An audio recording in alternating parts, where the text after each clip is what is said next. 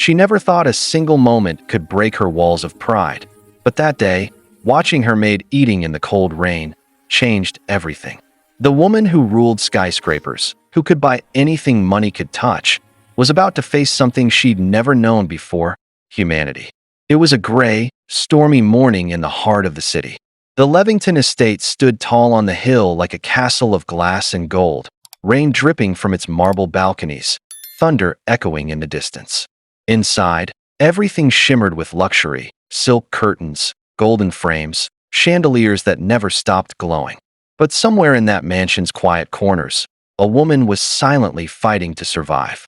Her name was Maya, a young black maid in her late 20s, soft-spoken and humble, who worked day and night just to keep her little daughter fed.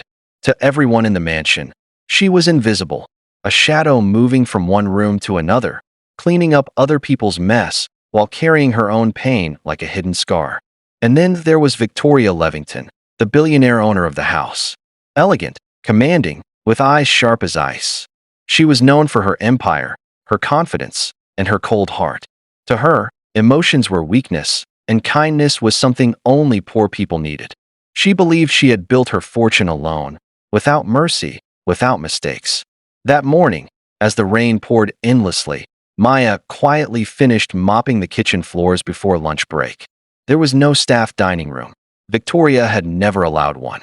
So Maya took her small homemade lunch, just a sandwich and an apple, and stepped outside into the drizzle, hoping to find a little peace. She sat by the stone steps near the garden, where the rain couldn't reach completely. Her clothes were damp, her fingers cold, but she smiled anyway. She took a small bite of her sandwich, looking at the wet sky as if finding beauty in it. Her daughter, Layla, had always loved the rain. "Mama, rain means blessings from heaven," she used to say. And even though Maya barely had enough to eat, she tried to believe that too. But then the wind picked up, and the rain grew heavier. Soon, droplets started soaking through her shirt. She pulled a piece of newspaper from her pocket, holding it above her head to protect herself and her food. Her hands trembled, but she laughed softly, not because it was funny, but because she was used to it. Inside, behind thick glass windows, Victoria Levington was sitting in her office, reviewing contracts. Her assistant, David, stood beside her, reading financial updates in a monotone voice. Everything was just another normal business day, until Victoria looked outside. There, through the sheet of falling rain, she saw Maya, sitting on the ground, hunched over, shielding her food with a piece of paper. Alone. For a second, Victoria froze. It was such a simple, pitiful sight, yet she couldn't look away. She saw the way Maya's lips moved as if whispering a prayer, the way she smiled through discomfort. And something inside Victoria stirred, a flicker of memory she didn't want to remember. "David," she said sharply, breaking her silence. "Why is she out there?" David blinked. "Who, ma'am?" "The maid," she replied coldly, pointing toward the window. "Eating in the rain." He hesitated. The staff take their breaks outside. Since you prefer no one eats in the kitchen during working hours." Victoria's eyes narrowed. "In this weather?" Her assistant fell silent. Victoria turned back to the window. The rain was coming down harder now, but Maya hadn't moved. She was still eating, still smiling faintly, like a person who'd accepted pain as part of life. For a moment, Victoria saw herself, not the woman she was now, but the girl she used to be. Long ago, before the money and power, she too had eaten meals alone under broken rooftops. But she had buried that version of herself so deep, she almost forgot she'd ever existed. Now, looking at Maya, she felt something crack inside her, a strange mix of guilt, empathy, and discomfort. "David," she said quietly, "bring her an umbrella. And tell the chef to prepare something hot for the staff. They'll eat inside today." David looked stunned. "Inside, ma'am." "Yes," she replied firmly, her voice softer than usual. "Inside." When Maya saw David approaching through the rain with an umbrella, she stood quickly, afraid she'd done something wrong. I'm sorry," she stammered. David smiled awkwardly. "No, you're not in trouble. Mrs. Levington said you can all eat inside today. She asked me to give you this." He held out the umbrella. Maya's eyes widened. "She said that?" He nodded. "Yes." Maya took the umbrella slowly, her fingers brushing against the metal handle as if it were made of gold. "Please thank her for me."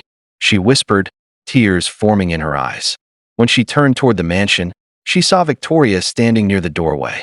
Their eyes met, Billionaire and Maid, two completely different worlds colliding under the same storm. Maya smiled, shy but sincere. Victoria didn't know why, but her throat tightened. She looked away quickly, pretending to check her phone. That night, when the rain finally stopped, the mansion was silent again. But Victoria couldn't stop thinking about that image.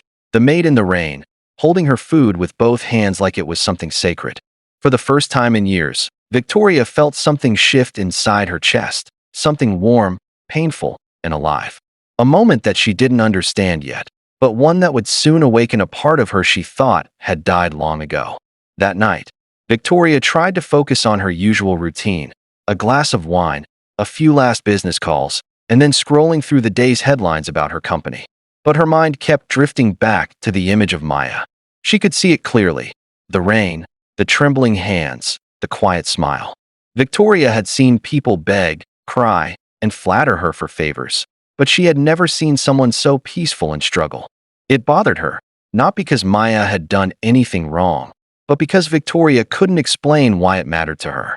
The next morning, sunlight spilled across the marble floors. The storm had passed, leaving behind a crisp calmness. Victoria walked down to the kitchen earlier than usual.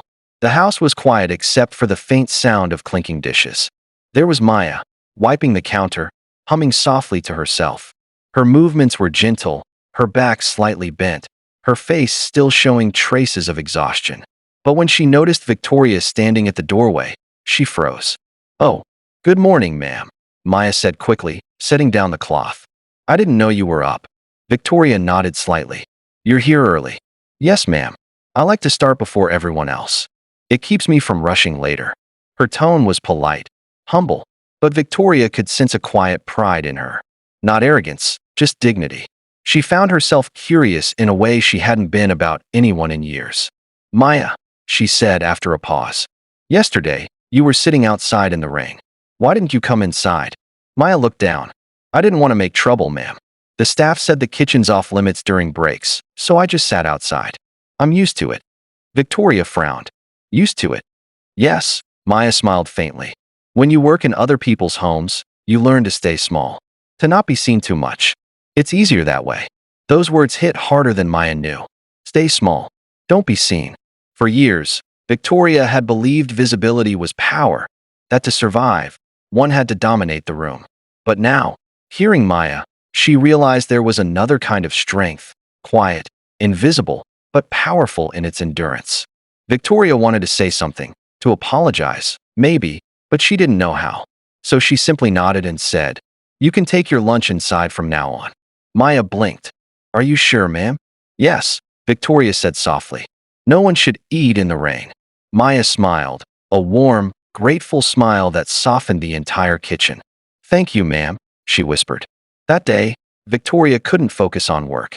She had meetings, calls, interviews, yet her mind kept circling back to Maya's words. You learn to stay small. What kind of life teaches someone that? Later that week, Victoria was walking through the back garden when she heard laughter near the service gate. Curious, she looked over and saw Maya talking to a little girl, about 8 years old, with bright eyes and curly hair tied into 2 ponytails. The girl was holding a paper bag, waving goodbye to her mother. Maya hugged her gently. "Be good at school, okay? Don't worry about Mama. I'll be home soon." The girl nodded eagerly and ran toward the street. Victoria stood there, hidden behind the hedge, watching silently. When Maya turned and saw her, she stiffened. "Oh, ma'am. That's my daughter. I just walk her to the gate before the bus comes." Victoria's gaze softened. "She's beautiful," she said quietly. "What's her name?"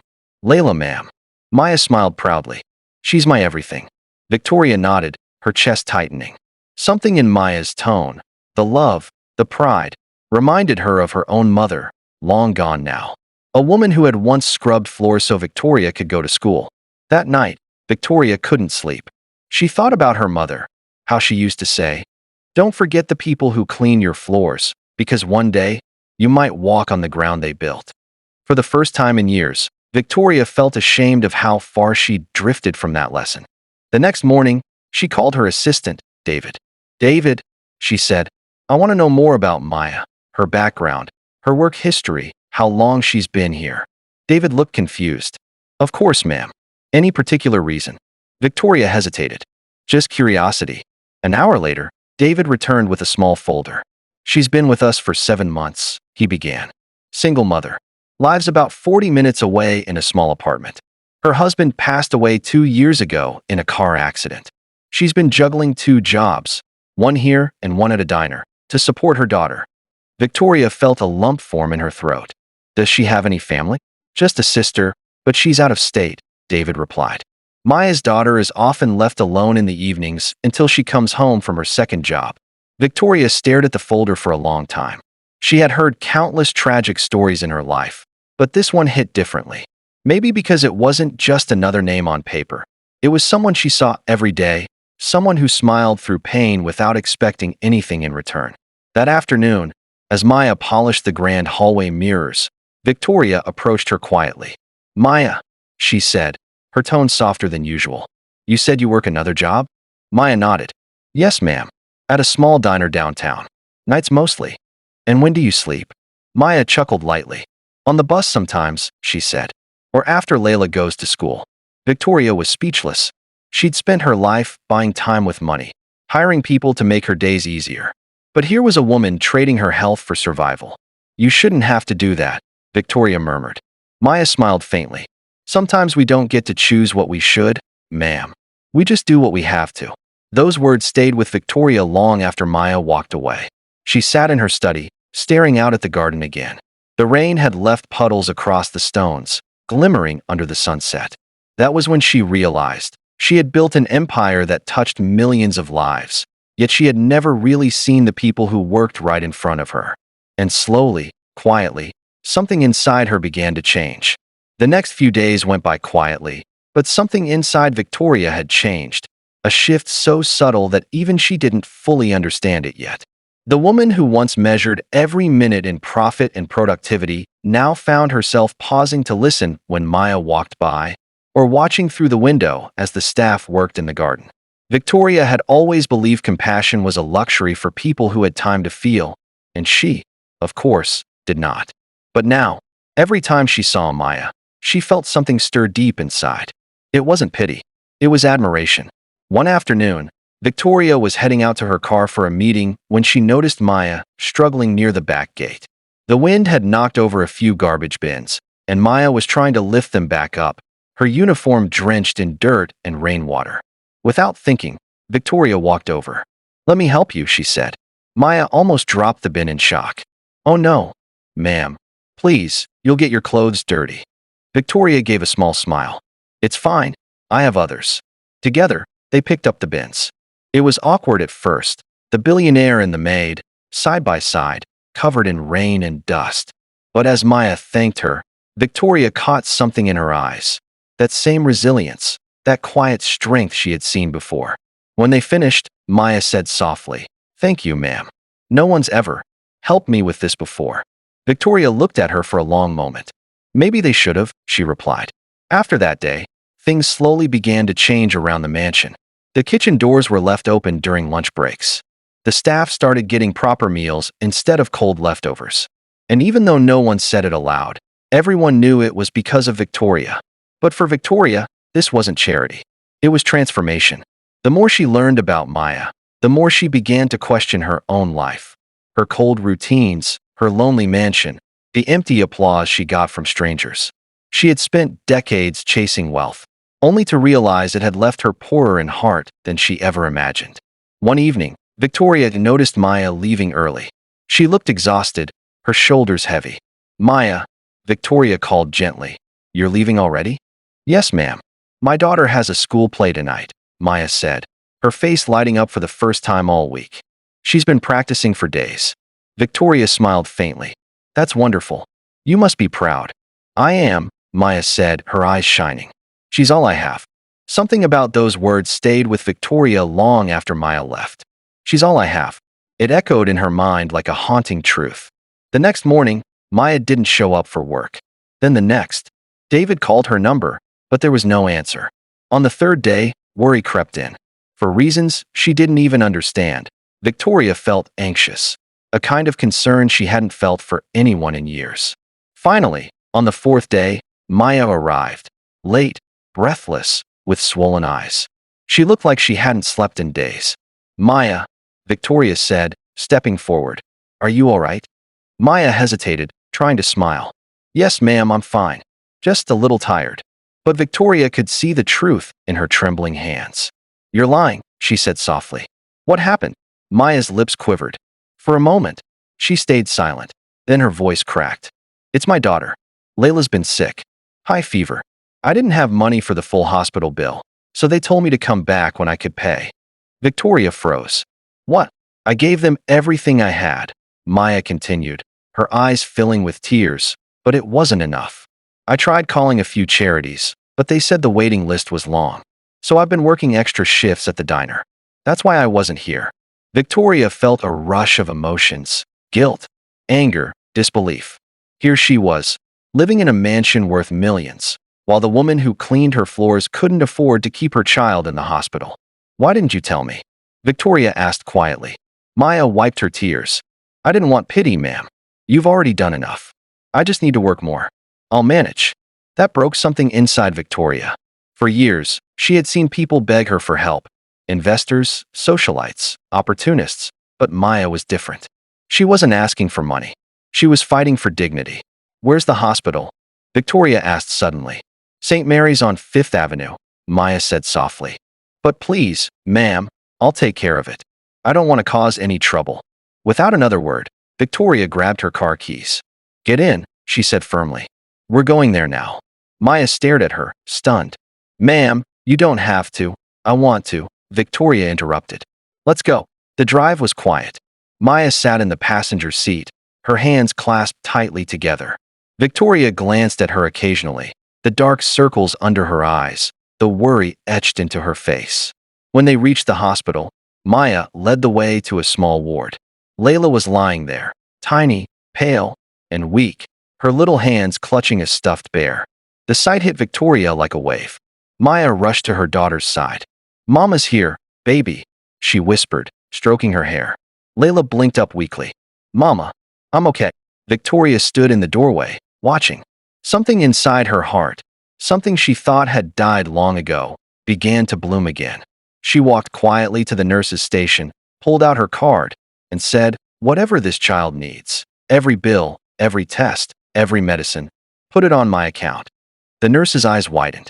Are you sure, ma'am? Completely, Victoria said, her voice firm. When Maya found out, tears streamed down her face. Ma'am, I can't accept this. Victoria placed a hand on her shoulder. You don't have to thank me. Just take care of your daughter. For the first time, Maya couldn't hold back. She hugged Victoria, not as an employer, but as a human being overwhelmed by kindness. And for the first time in her adult life, Victoria hugged back. That night, as she left the hospital, Victoria sat in her car and looked up at the sky. The rain had started again, soft, steady, cleansing. And in that moment, she realized something beautiful. Sometimes, the richest people are those who give without expecting anything in return. And the poorest are the ones who have everything, yet feel nothing. For the next few days, Victoria visited the hospital every evening. It surprised even her assistant, David, who couldn't understand why his boss, the woman who once refused to attend charity galas because they were too sentimental, was now spending hours beside a sick child. But Victoria didn't care what anyone thought. Every time she walked into that small hospital room, she felt something she hadn't felt in decades: peace. Maya was always there, sitting by Layla's bedside, reading her stories, wiping her forehead. Her voice carried a softness that reminded Victoria of lullabies she barely remembered from her own childhood. And Layla, though weak, always managed to smile when Victoria entered. One evening, as the sun set outside the hospital window, Victoria sat quietly on the bench beside Maya. The machines beeped softly, and Layla slept peacefully under a blanket of warm light. Ma'am, Maya said hesitantly, you really didn't have to do all this. I don't know how to repay you. Victoria shook her head. You already have. Maya looked confused. I don't understand. You reminded me what being human means, Victoria said softly. Somewhere along the way, I forgot. I thought success meant not needing anyone, not feeling anything. But seeing how you love your daughter, how you survive with nothing but faith, it woke something in me I thought was gone forever. Maya's eyes glistened with tears. You've done more for me than anyone ever has, she whispered. But I didn't do anything special. Victoria smiled faintly. You just existed, Maya. And sometimes, that's enough to change someone's life. Silence filled the room for a moment. The sound of rain tapped gently against the window again, soft and rhythmic. The same rain that had once separated them now seemed to bring them together. When Layla finally opened her eyes, she smiled weakly. Mama, she whispered. Is this the lady from the big house? Maya nodded. Yes, baby. This is Mrs. Levington. Layla blinked at her, then whispered. Thank you for helping my mama. Those simple words hit Victoria harder than she expected. Her throat tightened, and for a moment, she couldn't speak. Finally, she leaned closer and smiled. You're welcome, sweetheart. You're a brave little girl. Layla nodded. Mama says brave people help others. Are you brave too? Victoria hesitated, then whispered. I'm learning to be. Later that night, as Victoria drove home, she couldn't stop thinking about those words. I'm learning to be. They echoed in her head long after she pulled into the mansion driveway. When she entered her study, everything looked the same. The walls of awards, the shelves of trophies, the framed magazine covers praising her as the Iron Woman of Wall Street. But for the first time, she saw them for what they really were, empty decorations. She sat down at her desk and stared at a photograph of her younger self, standing in front of her first real estate office, smiling proudly. She remembered that day. The hunger, the ambition, the thrill of winning. But she also remembered what came after. The loneliness, the loss of connection, the walls she'd built to protect herself. And now, all it took to shatter those walls was one woman eating a sandwich in the rain. The next morning, Victoria called David into her office. Cancel my afternoon meetings, she said. David blinked. All of them? Yes, Victoria replied. I'm going somewhere more important. She spent the day at St. Mary's Hospital again. But this time, she didn't just visit Layla. She met with the hospital director. I want to create a fund, she said firmly, for mothers who can't afford medical care for their children. Name it after Layla. The director stared at her in disbelief. That's incredibly generous, Mrs. Levington. Are you sure? Victoria nodded. I've spent years building skyscrapers. It's time I built something that actually touches the sky. When Maya found out, she broke down crying. Ma'am, you don't have to. I do. Victoria interrupted gently. You and Layla showed me what real strength looks like. This is the least I can do. As days passed, Layla began to recover. Her cheeks regained color. Her laughter filled the small room again, and soon she was well enough to go home. Victoria offered to drive them. The car ride was quiet at first, the city lights reflecting in the windows. Then Layla spoke up. Mrs. Levington? Yes, sweetheart. Why do you always look sad when you smile? Victoria blinked. No one had ever asked her that before. She glanced at the little girl in the rearview mirror and said softly, Because I forgot how to smile for real. But I think you and your mama are teaching me again. Layla grinned, satisfied with the answer. Then we'll keep teaching you, she said proudly, and both women laughed. When they arrived at Maya's small apartment, Victoria was silent for a while. The neighborhood was old, cracked sidewalks, flickering streetlights, but there was warmth in the way neighbors waved and children played outside. It was a world she'd forgotten existed. Maya turned to her, her voice trembling. Ma'am, I don't know how to thank you. You've done more than anyone ever has. Victoria shook her head. You've thanked me enough. Just promise me one thing. Anything, Maya said. Never stop smiling in the rain, Victoria whispered. Because that smile saved me. Maya looked at her, stunned. And for a long moment, neither woman spoke. The wind blew softly, carrying the faint smell of rain from distant streets. When Victoria drove away that night, she didn't feel like the same person anymore. The mansion didn't look grand, it looked lonely. The silence wasn't comforting, it was heavy. She poured herself a cup of tea and walked to the same window where she'd first seen Maya in the rain. The courtyard was empty now, but in her mind, she could still see her, sitting there, wet but smiling, holding her sandwich like it was the most precious meal in the world. And that memory didn't make her sad. It made her grateful. Because in that moment, Victoria Levington, the woman who thought she had everything, finally understood that the true measure of wealth isn't what you have, it's what you give. Weeks passed, and the changes in Victoria were undeniable.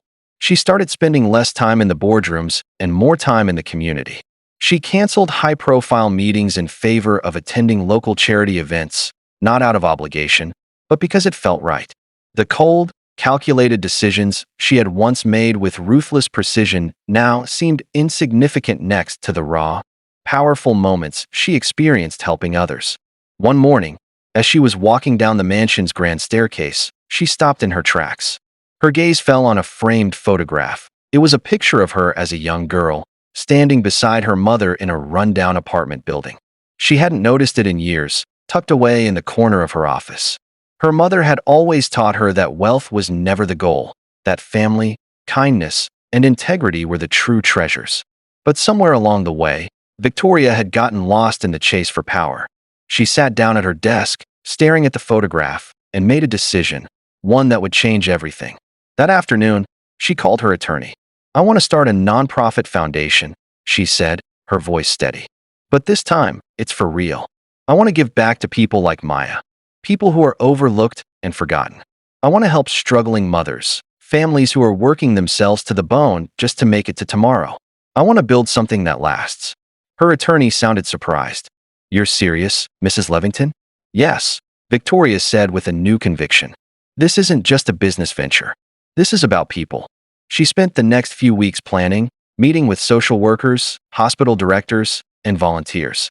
She traveled across the country, visiting shelters, hospitals, and schools, hearing stories of mothers like Maya, who worked tirelessly for a better life. Everywhere she went, she was reminded of the truth she had almost forgotten. Real change doesn't come from sitting at the top. It comes from reaching down and lifting others. Meanwhile, Maya's life was slowly falling into place. Layla had fully recovered, and Maya was able to leave the diner job behind with the help of the scholarship Victoria had arranged for her. She started working in a new position at a community center, a place where she could be with her daughter more, without sacrificing the time and love they both needed. It wasn't a perfect life, but it was better. And as Victoria watched Maya's life change, she saw her own life do the same. For the first time, she felt fulfilled, not because of the power she held, but because of the difference she was making. One evening, Maya invited Victoria to dinner at her apartment, a simple, humble gathering. The walls were adorned with small drawings from Layla, and the smell of fresh rice and vegetables filled the air. As Victoria stepped inside, Layla ran up to her, hugging her tightly. "Mama made my favorite dinner tonight," she exclaimed. Victoria smiled, her heart swelling with emotion. "It smells amazing, Layla." They sat down together, sharing the modest meal. Maya looked at Victoria across the table, her expression grateful, yet still full of humility. "I don't know what to say, ma'am. You've done so much for us, more than anyone could ever imagine." Victoria placed her glass of water down and looked around the room. The apartment wasn't grand, but there was warmth, there was love. In that moment, she realized that everything she had once strived for, the big house, the power, the fame, couldn't compare to what Maya had. She had a family, a purpose, a heart full of love. "Maya," Victoria said quietly, "I didn't do anything special. You've taught me more than I could ever repay. You remind me what it means to live with purpose, to love without condition." Maya looked at her with tears in her eyes. "And you've taught me that kindness still exists. That people like you, people with power, can change lives. I never imagined someone like you would care about me." Victoria smiled softly. "I was blind, Maya. I didn't see you, or anyone else, for who you really were. But now I see, and it's the most beautiful thing I've ever experienced." As they finished their meal, Layla stood up, holding a piece of paper. "I drew this for you, Mrs. Levington," she said, her face lighting up. The drawing was simple, a picture of 3 people holding hands under a rainbow. The people in the drawing were all smiling. Victoria's eyes welled up with tears as she took the picture from Layla's hands. "This is beautiful," she whispered. "Thank you, Layla." Later that evening, as Victoria drove home, the city lights seemed different, less dazzling, more genuine. She no longer saw them as symbols of wealth, but as reflections of the connections she had begun to build. The next morning, she woke up earlier than usual. She stepped out onto the balcony, feeling the crisp morning air fill her lungs. The mansion felt quieter now, not in a bad way, but in a way that made her realize something profound. She didn't need all the grandeur to feel alive. What she needed, what she had always needed, was the love and warmth of human connection. Victoria made another call. This time, she didn't speak to her attorney. She called the staff at the community center Maya worked at. "I want to donate," she said. "I want to support the families here, and I want to help make a real difference." From that day on, Victoria's life was no longer defined by her wealth or her reputation. It was defined by her actions, the choices she made to lift others, to give without expecting anything in return. And the more she gave, the more she realized this was what life was truly about. In the months that followed, the Levington Foundation blossomed into a true force for change. It supported families like Maya's, providing education, healthcare, and jobs for those in need. And as the foundation grew, so did Victoria's understanding of herself. She had found her purpose, not in the skyscrapers she had built, but in the lives she had touched. And through it all, Victoria never forgot the lesson Maya had taught her, that sometimes the smallest act of kindness can change the course of someone's life. And in the end, that was the greatest wealth anyone could ever possess. As Victoria stood by her window one last time, looking out over the city, she no longer saw the walls of her mansion as a fortress. She saw them as the doorway to a new world, a world filled with love, hope, and the promise that, no matter who you were, you could always make a difference. If this story touched your heart, remember, compassion doesn't cost a thing, but it can change someone's entire world. Sometimes, the smallest act of kindness can awaken something powerful, even in the coldest hearts. So if you believe kindness still exists, don't forget to give this video a thumbs up, subscribe to our channel, and turn on the notification bell, because every story we share reminds the world that humanity is still alive. Thank you for watching. And remember, one simple act of kindness can change a life forever.